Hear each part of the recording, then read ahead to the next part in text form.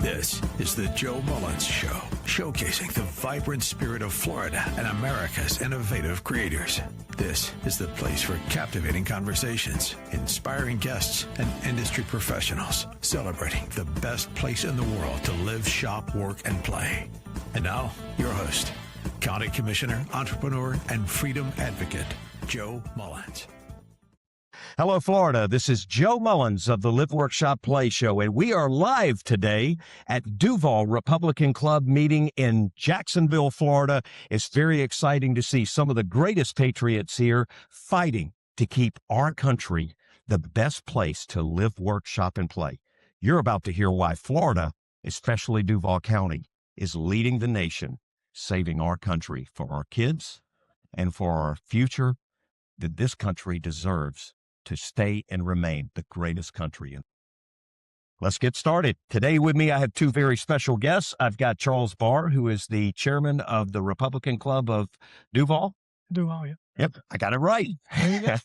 Chairman, thank you for joining us today, and it's very exciting to have you on and let your voice and this club's voice reign to the world what we're going to do, why we're going to stand strong this year, stronger than we ever have before. Welcome to the show today. Thanks for having me. This is great being here. Great having you here. And it's great having one of the gubernatorial candidates here with us tonight as well. Today, we have got a very special guest with us. We have got the former Speaker of the House, Paul Renner, who is one of my favorite representatives of the state of Florida because he served our community and he fought strong for us in many, many different areas. But he led the state in making it one of the most conservative places in one of the most crucial battle times that we've ever seen. That's during the Biden, well, maybe even we should say the Obama era or whoever area, the Clinton, whatever was guiding Biden when that auto pen. He was leading the state of Florida and helping us fight. Speaker Renner, thank you for joining the show today. Great to be with you. Now, you have a very special announcement to make. We've pretty much made it already, but you've got a very special thing. You're running for governor of the state of Florida. That's right. Now, for our listeners and our guests that haven't heard of you or don't know a little bit about you, tell us a little bit of your history and why you're running for this state. Well, I think everybody in this room does not want to go backwards after Governor Ron DeSantis, who Florida has really led every other Republican state in this country. And while Biden was in office, led the country for what makes America great, what gave us 250 years as the strongest, freest, most prosperous country on earth.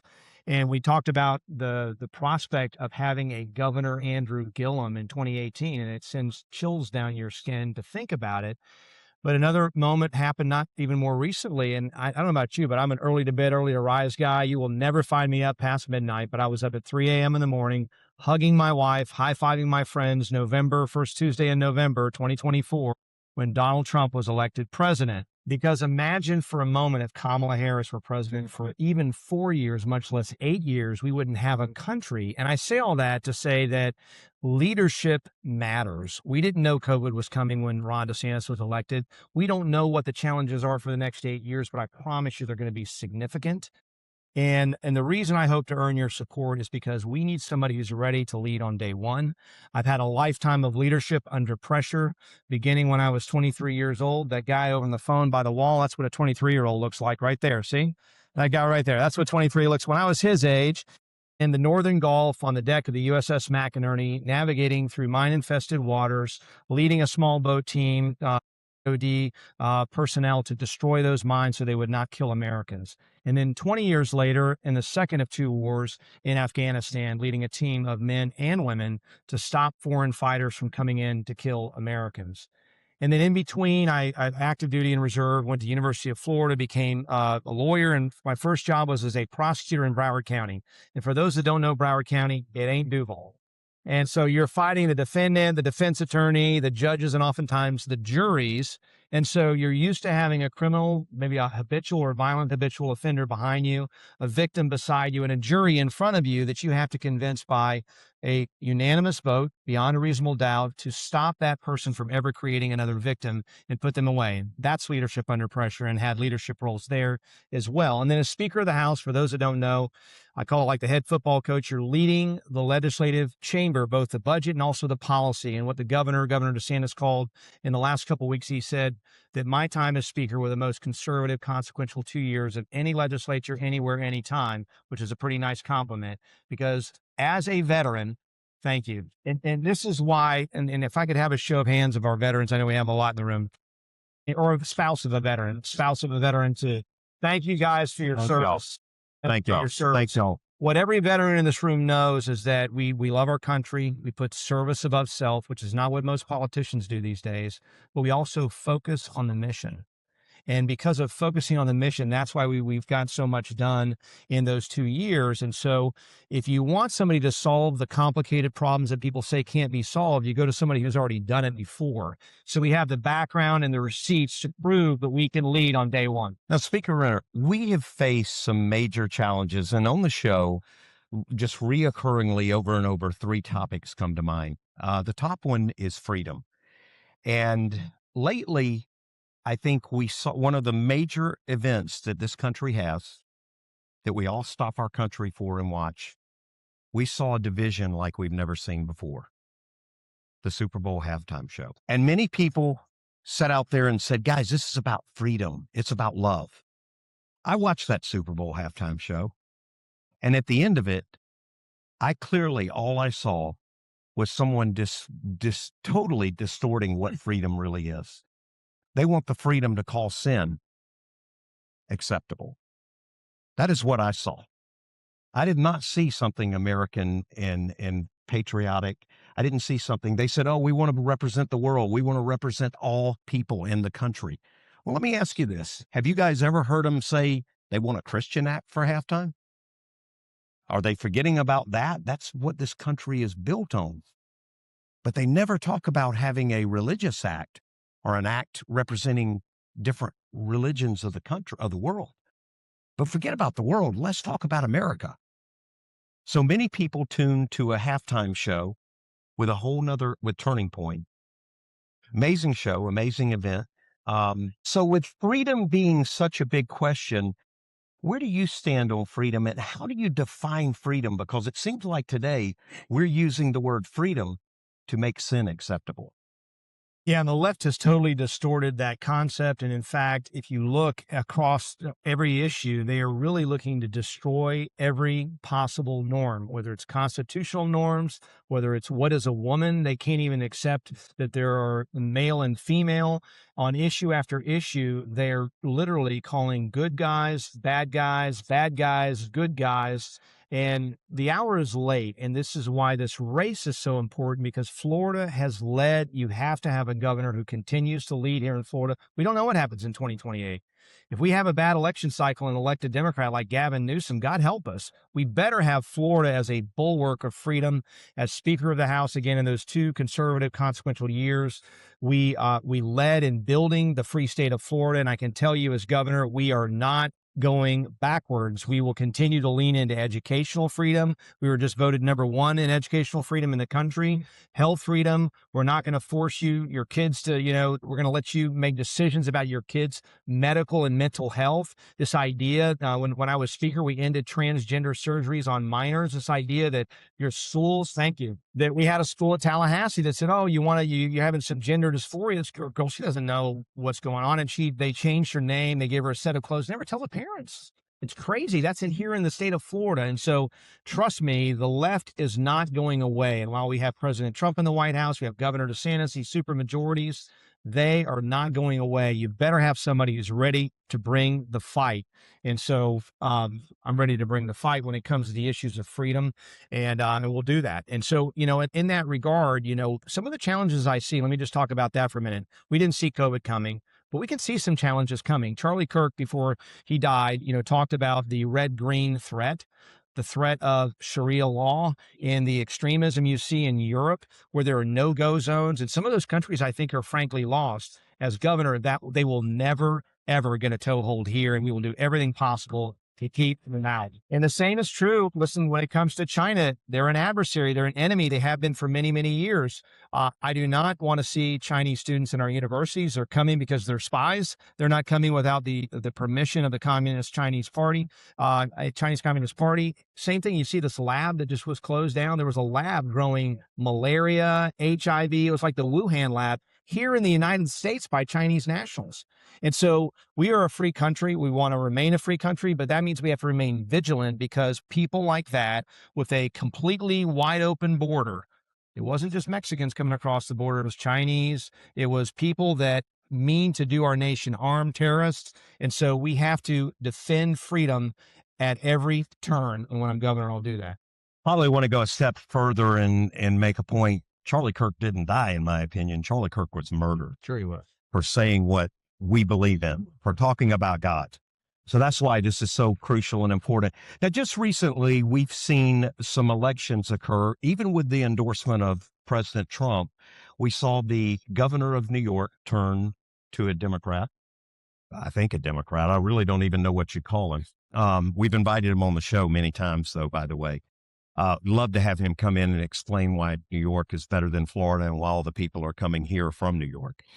But we've also seen New Jersey go. We've seen Virginia go. We've seen the latest that shocked me, Miami go with the endorsement.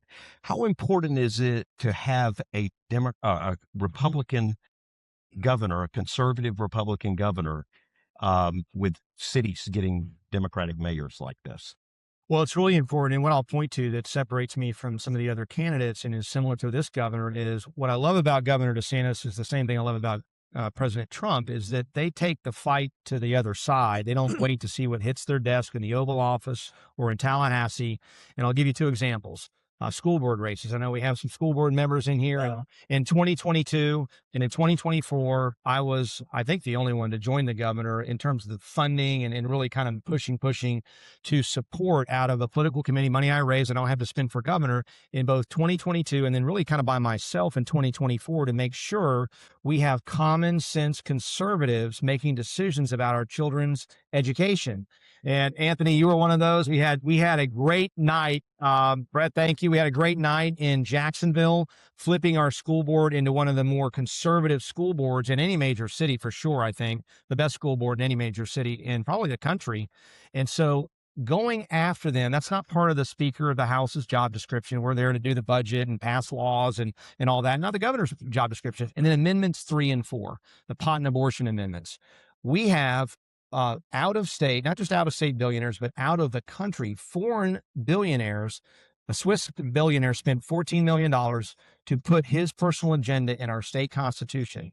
And like the governor, I was done as speaker to finish the session that's coming up here. And for this speaker's term, I'm out of the legislature now. But in 2024, I was done, relaxing, spend time with my family. No, I'm not going to see the left come in and destroy our state with anything goes pot or anything goes abortion. I raised and donated over $2 million to stop those amendments. We have to have a leader who will stop them wherever they raise their head. Now, I'd like to move on to the next one and talk about public safety. When the mayor race occurred in Miami, it was reported that Governor Gavin Newsom made the announcement, we're taking Florida back.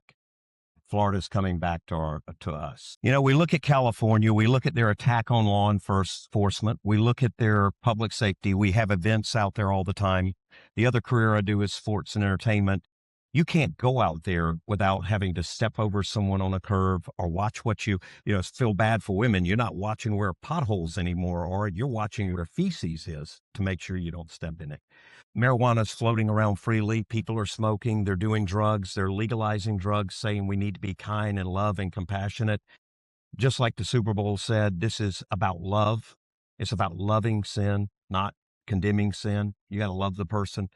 Totally conflicting to what the values are in this state and the public safety. How is the next governor you're going to stand to keep Florida safe, Florida conservative, and Florida, most of all, standing behind the principles of the Bible and God? Well, since you asked about the Bible and God as a preacher's kid and a Christian, I'm just going to say, I know this is a political gathering, but the left's complete rejection is also a complete rejection of God. And you see that ends in chaos, in violence, in moral decay. Think about Jeffrey Epstein and know that and I remember this from Charlie Kirk before he was assassinated at an event he was at in Orlando. He pointed out that all these cultures that were thousands of years ago that were disconnected, no travel, no internet, they weren't talking to each other in separate continents, did one thing in common: sacrificed children. And so the pagan culture that is upon us, counts. We have to be mindful, not just of the politics, but also of the loss of faith in this country. And if we lose faith, if we lose family, if we lose these things, we will not be able to build enough government to manage the chaos. And so it's very important that this country not only have a return to conservative principles, but a return to Christian, godly principles, as Judeo-Christian principles that made our country great for 250 years. That's fundamental. And when it comes to public safety, I mentioned how they're turning the world upside down. Cops are bad, criminals are good, illegals are good, ICE is bad, all these things. And so as the only prosecutor in the race, I understand how to keep Florida safe. And that's the beginning of everything, because if you're not safe, you can't have businesses that succeed, kids can't go to school, they can't play in the streets, your housing prices go down. And conversely, when you flip that and you create safety, all those things get better. Jobs come back, home prices go up, people live better lives. So I have also laid out a written proposal, and we have more coming. We're going to talk about AI data centers in the future and some other things, and energy. So look for that. We're coming out with real vision and real proposals. So public safety, we've come out to say this: you should not spend over 30 years on death row if you get a death penalty. You should be sent to death, to your execution within a short period of time. All of us in this room, think about it for a minute. You had a 6-year-old girl who was raped and murdered. Her murderer was on death row for over 40 years until he was recently put to death. That is a mockery of the rule of law and a slap in the face of every victim and every victim's family who grows old and may die before they ever see justice for their families. That will end when I'm governor. We want a 3-year period for post-conviction appeals. That's enough time. So unanimous jury verdict of guilt, unanimous jury verdict for death. All that, this due process is there. We still want to give you your right to appeal so we got something wrong. Make no mistake. But you should be able to do all of that in 3 years. We're not going to let people game the system, and we're going to bring that into to its full enforcement. In that regard, sex trafficking, I came out with a plan not to disrupt, but to end sex trafficking. As horrific as Jeffrey Epstein, thank you. This was before the whole data dump on Jeffrey Epstein, but let me just tell you the saddest story is as bad as that is, and it's horrific. It's happening right now in Florida, in real time, today, to boys and girls that are on the internet right now as we speak, and you need to know that. So I led the fight against online pornography, and with that no age verification. You can be 8 years old and click, yes, I'm 18, and see things you can't buy even at a convenience store. Okay. And so we did that. We also protected kids against addictive social media platforms that leave them on 6-8 hours a day. And guess what they use that for? Your sex predators are online more than anywhere else. Your child is safer in a county park in Duval by themselves tonight, alone, than in their bedroom on a digital device while mom and dad are sleeping. And that's a fact. I'm the only one. I went after them. They said, Speaker, big tech's going to lobby up against you. They did. In Tallahassee, they're going to stop you. They didn't stop us. We beat them. They said they're going to beat you in court. They're going to argue the First Amendment. Addiction is not protected by the First Amendment. You can't addict our kids and sell them for profit online. And so we beat them in court at the 11th Circuit. And I say all that because it leads into sex trafficking. So we have a plan to end sex trafficking. USF estimates 200,000 people every year are trafficked. Half of them are minors, 100,000 kids in the state of Florida. So trust me, as a father of a 5- and 3-year-old, they will wish they never came to the state of Florida when I'm governor. Additionally, recreational pot. Thank God it did not make the necessary petitions, but if you want to get it, we got medical marijuana. You can go see a doctor, you can get it. I don't want to smell it on my kids' plate. I don't want to smell it when I take my wife to dinner. So I'm going to oppose recreational, all things goes recreational pot as a public safety measure as well. And additionally, anti-corruption as part of our public safety agenda. We should not have people that get into office and all they do is self-promote and enrich themselves while they're in office. If you failed to disclose stock trades within 3 days, your penalty is the value of that stock trade. And if you're guilty of insider trading, where you have information because you're on a committee and you know something somebody else doesn't know, and you trade on that and make a profit, you could be recalled from office. And I want to see that happen when I'm governor. Finally, a couple points. I mentioned closing that loophole with foreigners funding these citizen initiatives to change our Constitution. I also want to permanently, DOGE is great, but Elon came and he went, the CFO is doing a great job. We've got to institutionalize and make DOGE permanent in every corner that covers taxpayer money. Thank you, Speaker. The third and final thing I'd like to talk about is the economy. As we've seen history many times, empires, nations, superpowers, they all fall because of the economy falling apart internally. America has definitely seen 4 of the hardest years, the past years we had prior to this president getting in, to economy falling apart. The highest interest rates we've seen since Jimmy Carter, probably even higher. Gas prices astronomical. When you travel around the country, you've seen them up into $7, $8, $9. Just Florida has people, some amazing citizens are on something called a fixed income. Our senior citizens, our kids, they're not having a chance to buy homes, buy things. The economy seems to be talked about a lot with DOGE. I don't know many cities across the country that have holograms in an airport. Maybe we know of a local one where the citizens spoke up and said, hey, this isn't right. This is our tax-paying money. But it's spending like that that's going on everywhere. We hear a lot about DOGE. Will DOGE stop? What happens after DOGE and you find out there's wasteful spending? The story stops. After they say they found it, you don't hear much more anymore about it. Do you have a plan to make sure that we follow through and hold these cities, these counties, responsible for the money they're spending from people who are already struggling? And what is your plan to fix this economy? Well, yeah. And so the big problem is that prices have gone up far faster than our incomes. And so when it comes to things like property taxes, government should never grow faster than our incomes can afford, period, full stop. I mean, that's conservative 101. And so that's happened. It's gone up twice as fast as our income. So there has to be a major move. But here's the problem on property taxes. There is no plan as we sit here today. The governor cannot put a plan on the constitutional ballot in November. The legislature has to do that. They've had a year and a half. We've been talking about it. They have not put anything on the ballot. They're talking about 3 or 4 different plans, which are conflicting and this kind of thing. And so what I've said is right now in 2 days' time, you could roll back taxes. It was done 20 years ago, at least to 2024. You can go back to 2020 if you want. But give people immediate relief now, because I talk to people all the time, many seniors who are leaving the state because of taxes, insurance, electric bills. And so I want to maybe, if I can address those 3 real quickly. So we've got to roll that back and then continue down the road toward bigger homestead property tax relief. And if the governor can get the legislature together and get a plan, but right now there is no plan. You need to know that. There's no plan on the ballot. We've got to see that. It's got to get to 60% or back at square one, which is why rolling back to some earlier point today, it's the only thing you can do legislatively with a 2/3 majority. They need to get it done. It's a 2 or 3 day deal. It's not a big, beautiful bill. They can get this done, and they need to do that ASAP for everybody, small businesses, renters, homestead, and get that in place while we talk about bigger reform for homestead. Insurance. One of the big things we tackled when I was speaker was insurance reform. We were called a litigation hellhole. Every other billboard, every other TV commercial was a plaintiff's lawyer. And so a handful of people were getting really, really rich, and guess who pays the bill? We do.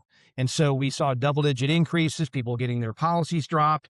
We came in and reformed that. We see automobile rates going down for the first time ever. They're not going down anywhere in the country. Progressive's down 15%, State Farm down 20%. If your auto premiums are not going down, you need to shop it right now because it's very significant. Property is lagging, but we have some people who have their premiums going down, mine have not yet. But I know what needs to be done. We need to continue home hardening, which can bring down premiums as much as $1,000 with My Safe Florida Home, which matches you for doors, windows, roof ties. You can match up to $10,000 if you get an inspection and go and harden your home against a hurricane. And there's also things we can do, I believe, right from a regulatory standpoint to bring down property insurance by as much as 10%. And if you don't mind, keep going on energy a little bit, because we talk about the economy is returning more money into people's pockets. Our energy policy right now is broken. And I have bad news for you, because while the utilities do a nice job after a hurricane, has anybody seen the largest increases in electric bills in history? And you know why? Because they're not following three common sense things that when I'm governor, I want to see in law, which is you requiring the utilities to provide you with the lowest possible cost energy per kilowatt hour that is domestically sourced, US of A, and is reliable. It doesn't go out when you remember the freeze that just came in a week ago. And in Central Florida, I'm not here, but people lost their power because we ran out of grid space. We ran out of capacity. So look at solar. And there's nothing, if you want to put solar in your house, put solar in your house. I'm not anti-solar, but these big, huge farms that are being used for capacity at scale, that kind of thing is where they're investing all the money for new electrical generation. It fails all three tests. It's significantly more expensive per kilowatt hour than, say, natural gas. It's not domestically sourced. Where do those panels come from? Right. Where do the batteries come from that stores the energy? China. And it's not reliable, because if you haven't noticed, even in the Sunshine State, it ain't shining out there right now. And so you've got to have energy that's available 24/7. And the utilities have followed this green new scam of Biden era incentives. We've got to reverse course, and that will bring down electric rates. So I can bring down taxes and will. I can bring down insurance and will. I can bring down electric bills and will as governor. And then the rest of it's keep taxes low. No state income tax. Bring property taxes down. Make sure we're generating the jobs that will allow people to make more money. Because at the end of the day, the affordability problem is make more money. So your incomes match the prices, because right now they're lagging. Speaker, I want to thank you for joining us today, and thank you for letting the state of Florida, the county of Duval, the city of Jacksonville, and the great United States know where Florida stands. Chairman Barr, thank you for joining us today. And by a round of applause, how do we want to tell the world where Jacksonville stands on American values, God, and staying the freest and greatest county in the United States of America? Let's hear it. Guys, if that's not an endorsement to tell you why Jacksonville, Florida, is the greatest place to live, work, shop, and play, you now have it. We are going to fight strong. We're going to stand strong. We're going to fight hard, and we're going to keep our state, our counties, our cities, the greatest state in the country, in the greatest country in the world. Let's hear it again for Paul Renner. Chairman Barr, thank you for a great weekend.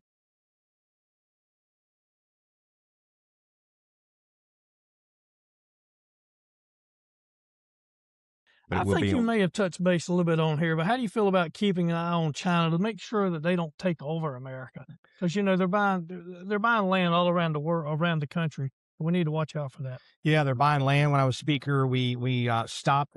Stop that. We have a bill at least to restrict them, prevent them from buying land near any critical infrastructure or military base. We need to go even farther in that direction. We just have to recognize that this whole idea that if we trade with China, everything's going to be fine. We gave them a 20 or 30-year head start. They've taken our jobs. They were dependent on them for semiconductors, pharmaceuticals. We've got to inshore, as they say, bring those back to the United States is my priority. And if we can't do that, at the same time, we can also nearshore with countries that are friendlier to us, that are nearby. But as much as possible, I want to see those jobs here in America, here in Florida, if possible. China is a threat. I could go down. I talked about Chinese students. I talked about Chinese labs in our country. China is operating, their spies are obviously operating in our country and stealing and engaged in cybersecurity attacks.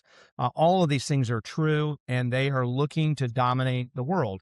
And it's okay. We just have to be steely-eyed. We've done this before. We fought back Nazi Germany. We fought back Soviet Union. We fought back every dictatorship and every threat to world peace that's come along as America. We're not afraid of any of this. We have to be realistic that we are in I hate to say a new Cold War, but we have to realize that we have a real enemy there in China. And the other thing that people need to know is they're investing in the Panama Canal, in Venezuela. That's why Maduro is so important, because he had a Chinese delegation there the day prior to his getting snatched. And that was a great job by President Trump and our United States military. How awesome are they in executing that?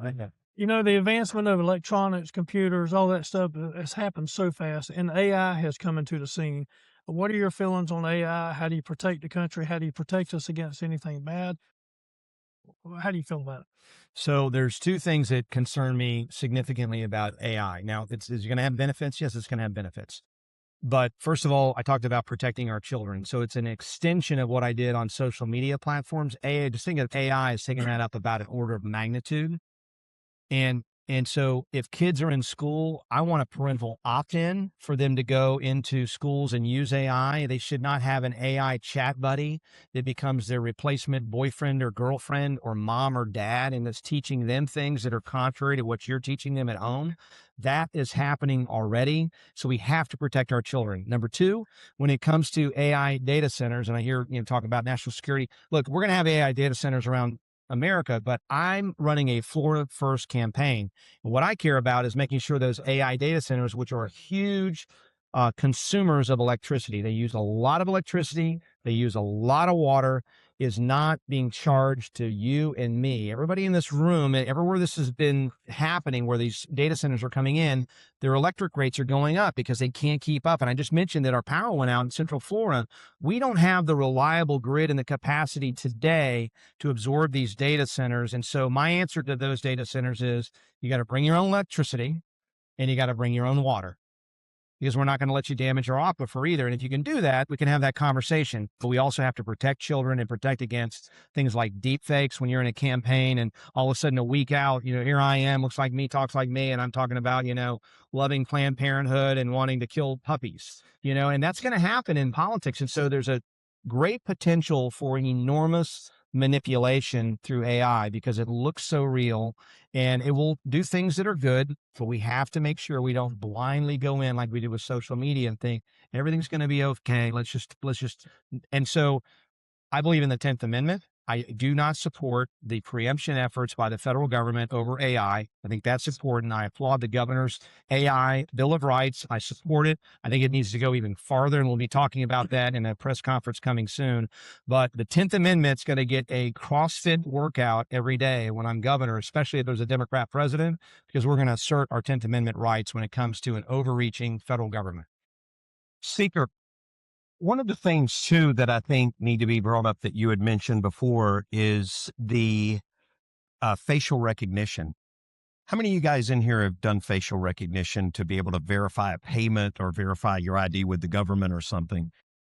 Think about this with AI, how far off it is for someone to put your face on them and do that verification. This is scary. One of the youth that were listening to the show said this is like a cheap dating site in America is becoming, where people use AI to fake pictures and stuff. Nobody's real anymore. And I said, you know what? That's a very valid point. We have turned around and made any kind of verification that way. So the importance of regulating this AI, especially for the state of Florida, for the fraud that we see, is crucial. Thank you. The next one, as a strong supporter of the Second Amendment, please explain your vote for red flag laws. So the Parkland bill, and here's what I'll say. Elon Musk got it right when he says a bill can be big or beautiful, but not both. That bill was big. And so here's what I voted for. The Parkland bill ended gun-free zones, which is important because that's where our kids get killed, whether it's churches or schools. I voted to end gun-free zones. I voted to make sure that a armed good guy with a gun is there to stop a bad guy with a gun, which that bill also did. It also hardened our schools against threats, physically hardened. It also requires a risk assessment at every one of our schools to make sure that kids are not harmed.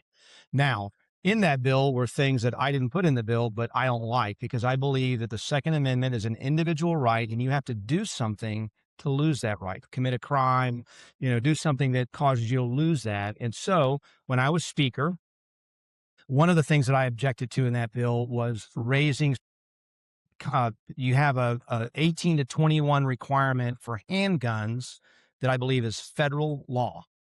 Now, my opponent's done nothing whatsoever, to my knowledge, to repeal that at the federal level. I think it should be, because if you can go and fight at 18, you should repeal that as well. The Parkland bill did that for long guns, basically, with exceptions depending on your circumstances. 2 years in a row when I was speaker and I was in charge, we voted to repeal that portion of Parkland, and I would repeal anything in the Parkland bill that infringes on individual rights for Second Amendment rights for the law-abiding. And that's the bottom line. But again, the bill is big and beautiful. It's not both. It's one or the other. It was big, but it did some very, very good things, along with some things that I object to and still object to. Charles, did you think of this? The guy, and forgive me for forgetting his name, but the guy that was killed by ICE in Minnesota, the gentleman up there. Yeah. Did he not, a liberal guy, didn't he have a gun on him? He did. So the liberals are against the guns, but yet they want to carry the guns when it's good for them. Have you ever thought about the hypocrisy that's done by that party? Where it's not okay for us, but it's okay for them. Yeah, and I'll comment on that particular issue because one of the things we did on public safety when I was speaker is the HALO Act, which is a 25-foot buffer. So if a law enforcement officer is in the middle, is in the middle of an arrest or an investigation, they have to give you a warning. So you can't, like, somebody asked me, like, well, speaker, what if they walk by a protest? And as a veteran, you have a right to be an atheist, though I'm a Christian. You have a right to be a progressive, though I'm a conservative, and shout it to the housetops. That's your First Amendment right.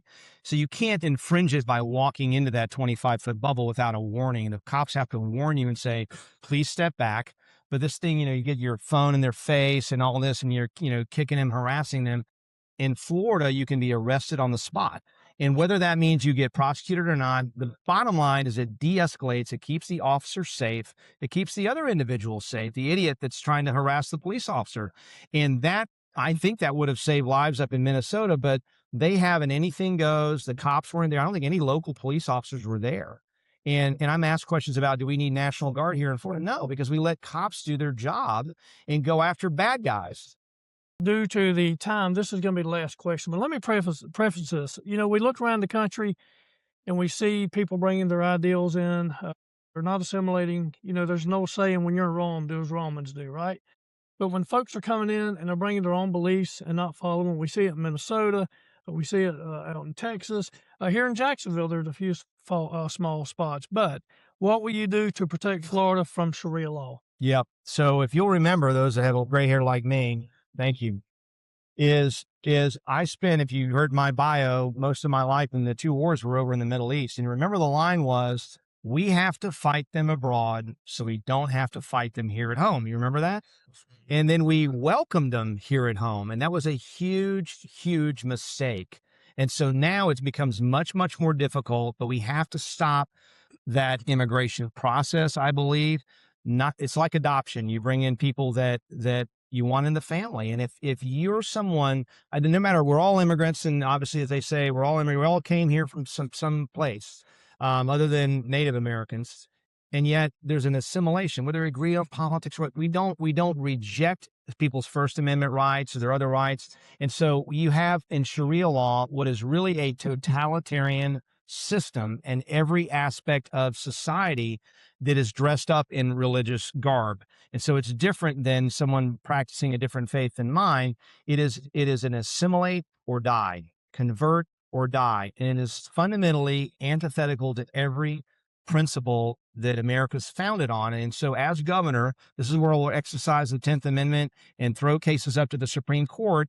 I was a champion of school choice. I believe that, Christian parents ought to be able to send their kids to a Christian school and get a little help. You pay your taxes. It's half as much as you pay to go into the public schools. The scholarship is half as much, but they're using that. Some of them are using that, then I'm told, to train then people into indoctrination into the Sharia concept, to hate other Americans, to hate the Constitution, to hate our country, and eventually take it over.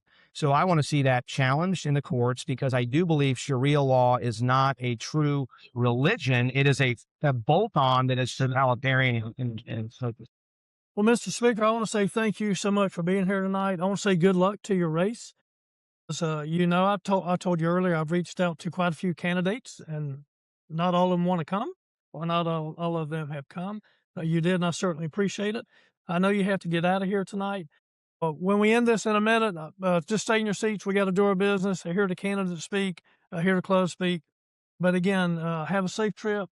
Thank you so much for coming, and good luck. Can I make a quick thank you? Joe, and Joe, thank you again for having us. And anybody who wants to see the podcast, if you get in touch with us, we'll be sure to get. We'll share it with the page. Can I make a quick statement? Yes, sir. Before I commit political malpractice, my staff will kill me if I don't say, if you want to support us, go to voterenner.com. You can see the whole affordability plan. You can see a lot of the things and more that we talked about. Volunteer, contribute, get involved. You can learn a lot there. Voterenner.com. And the final thing is, I apologize. I got around the room and tried to meet most of you beforehand, but I've got to be at an 8:00 meeting tomorrow morning in Tampa. So we're getting on the road. We don't slow down. We're the hardest working campaign in Florida. So follow us on social media, please, on X, Facebook, Instagram, whatever you do on social media, and stay tuned for more good things to come. We're not going backwards. God bless you. Thank you for tuning in. Don't forget to like, follow, and subscribe. Recorded by the Flagler Voice Podcast Studio.